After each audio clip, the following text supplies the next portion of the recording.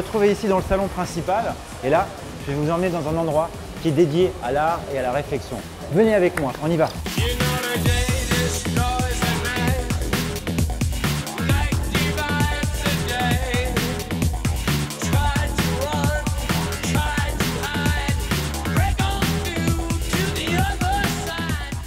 Voilà, on y est. Je vais vous emmener dans un endroit sous-sol.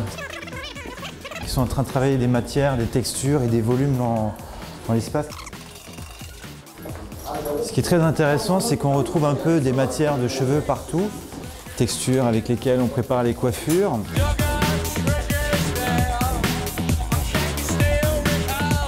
Je vais vous présenter Ismeri, jeune talent 2007, qui est en train de travailler sur sa coiffure, qu'elle est en train de faire en coulisses, que vous allez voir après.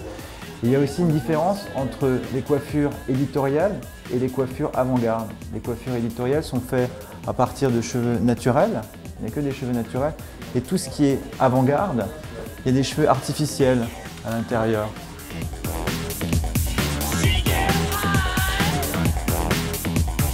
Ce qui est très important, c'est de donner des espaces à des coiffeurs qui, lorsqu'ils ont des temps morts dans la journée, qui peuvent travailler et avoir une culture de la mode, où ils peuvent s'instruire à toucher des matériaux, à essayer de construire des volumes dans l'espace, de telle manière à ce qu'ils peuvent éduquer leur œil pour pouvoir faire des photos et des visuels.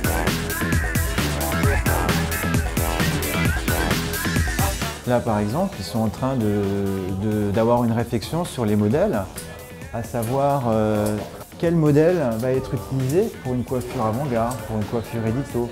Et en fonction de ça, ils vont construire et créer une coiffure où ils vont arriver et finalement poser ce qu'ils ont travaillé en amont, ou alors version plus éditoriale, où ils vont travailler en backstage, tout ce qui est volume en fait. Alors évidemment, on s'en inspire au niveau de leur visage, mais surtout le stylisme, qui en fonction du volume des habits, on va créer les coiffures dans l'espace, et ces coiffures, on va les créer avec des matériaux autres que des cheveux.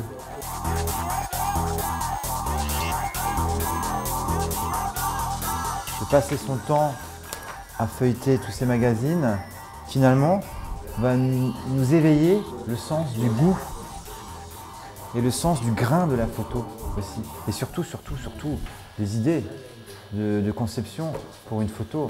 Et de telle manière à ce qu'on va pouvoir apprendre à juger un maquillage, un volume, un stylisme. Et le fait de tout mélanger, finalement, donne la conception d'une très très belle photographie.